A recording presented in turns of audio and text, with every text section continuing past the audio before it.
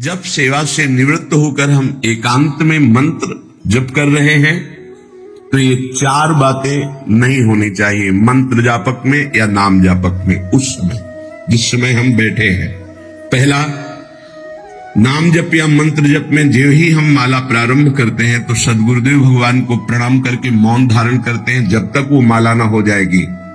अत्यंत आवश्यक होने पर भी माला पूरी ही करनी है, तब बात करनी है। मंत्र जाप में ये नियम होना चाहिए। अगर ऐसा नहीं है तो फिर माला पुनः आपको प्रारंभ करनी पड़ेगी, उसे पूरा करने। बीच में रोक कर बात करके फिर आगे ये नहीं चलेगा, ये दोष माना जाता है। माला पूरी होने तक वार्ता नहीं हो सकती। बोलना बीच में, पहला दोष। दूसरा, इधर उधर देख ऐसे माला जपने, मेरुदंड सीधी, नासाग्र दृष्टि ऐसे। जिसे नींद आने की संभावना है वो आंख मूंद के भजन करने मत बैठे। कंबल या शाल ओढ़ा, आंख मूंद ली तो माला छूट जाएगी और आपका समय व्यतीत हो जाएगा नींद में। ऐसा प्राय होता है। कठोर आसनों पे बैठ करके नींद ना आए इसलिए नासाग्र दृष्टि रख के जप किया जाता है। उस मंत्र का ध्यान करते हुए आंख खुली हुई, बार बार पलक झपकना ऐसे ये नहीं, नासाग्र दृष्टि रखते हुए मंत्र जप करते हुए बोलना नहीं। जैसे 11 माला का नियम दिया है गुरु मंत्र का, तो जिनकी विशेष विशेष सेवाएं हैं, जब आपको समय मिले, जितना मिले अधिक से अधिक आप मंत्र जाप करें। जब आप आसन पे बैठकर मंत्र जाप कर रहे हैं तो बोलना नहीं है, माला पूरी होने पर ही बात करें अगर कोई अत्यंत आवश्यक है। दूसरा, इधर उधर गर्दन हिलाना, देखना ये नहीं। मेरुदंड सीधी, आंख खुली हुई, आंख मूंद के नहीं जपना। एक महाभागवत की पत्नी निरंतर भगवदाकार वृत्ति में रहती थी। उनके पति जब पूजा में बैठते तो आंख मूंद करके बैठते ध्यानस्थ से। एक बार उन्होंने पूछा, प्रभु आपके आंख मूंदने और आंख खोलने में अंतर पड़ता है क्या? उनका पड़ता है। तो बोले आपकी पूजा अधूरी। हम चाहे बाहरी दृष्टि में हो या आंतरिक दृष्टि में हो, एक ही चिंतन होना चाहिए। आंख खुली हो या आंख बंद, तभी सच्चा उपासक है। तीसरा, हिलना मंत्र जाप के समय। ये कीर्तन में हो सकता है, पद गायन में हो सकता है, लेकिन मंत्र जाप के समय हिलना नहीं। ये नहीं, गर्दन घुमाना, बात करना। चौथा, हंसते हुए प्रपंच की वार्ता करना, हंसी मजाक चल रही, बोलना मतलब उत्तर देना। चौथे में जो हंसते हुए प्रपंच वार्ता करना। बैठे कुर्सी में 3 लोग, माला हाथ में, प्रपंच की वार्ता। अपमान कर रहे हो माला का, मंत्र का। आप क्या कर रहे हो? उपहास कर रहे हो।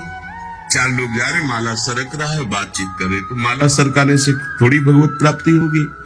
जो माला के एक भी मन का नाम और मंत्र से खाली न जाए, उसका चिंतन करते हुए, वो आंतरिक चिंतन को बढ़ाने के लिए माला है। माला सरकाने से थोड़ी भगवत प्राप्ति होती है। माला की मनका के सहारे से हम प्रत्येक मंत्र का चिंतन करके, उसका श्रवण करके, मनन करके, तब फिर आगे बढ़ते हैं।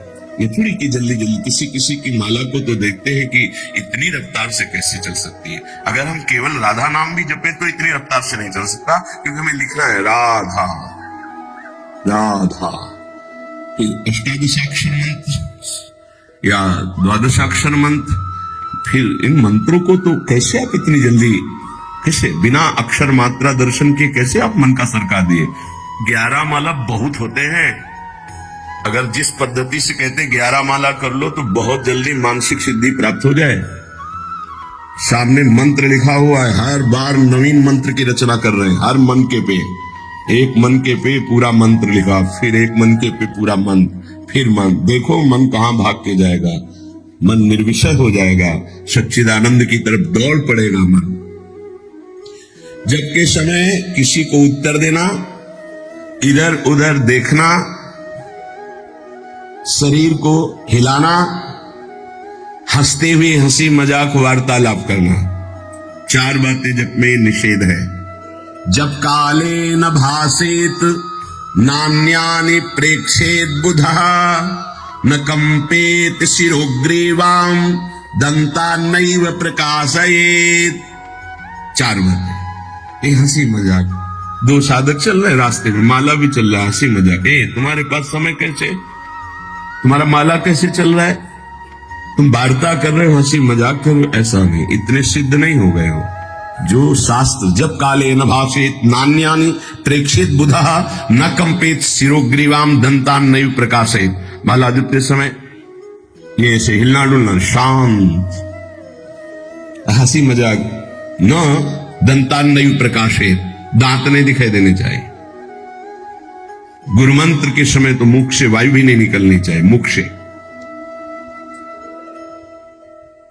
ये स्थिति, थोड़ा दांतों के बीच में जगह है, जिह्वा का अग्रभाग ऊपर के दांत के जोड़ पे है, हल्की सी नाक की श्वास से मंत्र का उच्चारण है, उसी का श्रवण है, और नेत्रों से दृष्टि में हम देख रहे हैं। भगवदाकार मंत्राकार वृत्ति करनी है। प्रभु के मंगलमय नाम उच्चारण करने से करोड़ करोड़ जन्मों के पापों का नाश होता है, ऐसा शास्त्र और ब्रह्म ऋषियों ने निश्चय किया है। भगवान का नाम उत्तम श्लोक है, पवित्र कीर्ति है। जो नाम जप करता है वो पवित्र कीर्ति वाला हो जाता है, वो उत्तम श्लोक भगवान को प्राप्त कर लेता है, भगवत स्वरूप हो जाता है।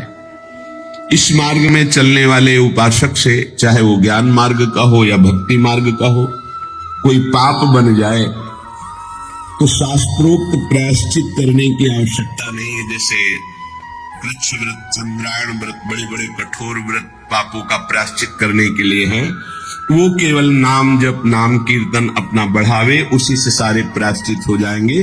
जप करने वाले को अन्य प्रायश्चित करने की आवश्यकता नहीं है। जब तक अनंत जन्मों के हमारे पाप हैं, तब तक हमारी नाम में रुचि नहीं होती। ये बहुत ध्यान देने का विषय है कि जब नाम की इतनी महिमा है तो सब लोग नाम में क्यों नहीं लगते? बोले इसलिए नहीं लगते कि इतने पाप है कि नाम की तरफ रुचि ही नहीं हो सकती। जैसे कोई कहे कि चीनी चीनी चीनी कहने से तो क्या मुंह में मिठास आ जाएगी क्या? भोजन भोजन भोजन करने से क्या पेट भर जाएगा क्या? तो ऐसे ही कृष्ण कृष्ण राम राम राधा राधा करने से क्या राधा मिल जाएंगे क्या? बड़े तर्क होते ना दिमाग में। वो जड़ वस्तु है, वो न पहले थी न बाद में रहेगी, बीच में भी उसकी सत्ता नहीं है। नासतो विद्यते भाव। और जो भगवान को अधीन कर ले, भगवान से भी महान, जिसकी महिमा स्वयं भगवान नहीं वर्णन कर सकते। कहां लगी नाम बड़ाई, राम न सके नाम गुण गाई। वो इन भौतिक पदार्थों के नाम जैसा नहीं है, वो सच्चिदानंद है। स्वप्रधानमेव पुरुषोत्तम कीर्तनम पाप प्रध्वंसन हेतु। जो भगवान पुरुषोत्तम का नाम कीर्तन करता है, उसे अन्य साधन करे या न करे, प्रधान साधन नाम जप या नाम कीर्तन उसके सर्वस्व पाप का नाश कर देता है। किसी दूसरे प्रायश्चित के स्पर्श की भी आवश्यकता नहीं है।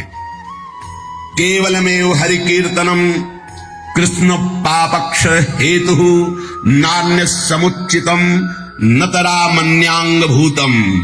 केवल नाम जप नाम कीर्तन संपूर्ण पाप और पाप प्रवृत्ति को विध्वंस कर देता है। अन्य किसी साधन के अंगभूत की आवश्यकता नहीं है। हो रहा है अच्छा, नहीं हो रहा तो चिंता की बात नहीं है। संपूर्ण पाप और पाप प्रवृत्ति का नाश करने के लिए केवलमेव हरि कीर्तनम, केवल भगवन नाम कीर्तन, भगवन नाम जप। नरक हेतु संस्कारः प्रायश्चित्त निर्वत्ते न सजाति योत्पादकः भक्त्या पुनरुभव विधोपीति भक्तेरे वाक्यंतिक शुद्ध हेतुत्वम न कर्मणाम। जैसे निश्चित हो चुका है आपके पाप कर्म से बन चुके कि नरक जाना है, निश्चित हो चुका है। अब उसको मिटा सकता है तो केवल नाम जब मिटा सकता है, दूसरा कोई साधन नहीं।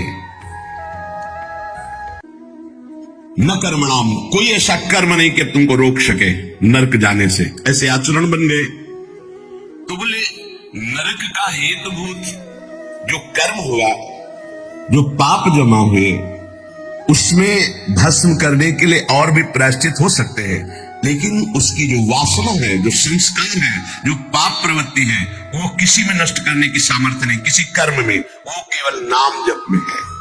नाम बड़े बड़े पापों को विध्वंस करके पाप की वासना, संस्कार, प्रवृत्ति का नाश कर देता है। संस्कार निवृत्त हो जाना बहुत कठिन बात है। पाप निवृत्त होने के तो बहुत साधन बताए गए हैं। अतः एकमात्र नाम जप, नाम कीर्तन पाप प्रवृत्ति, पाप संस्कारों की निवृत्ति कर देता है।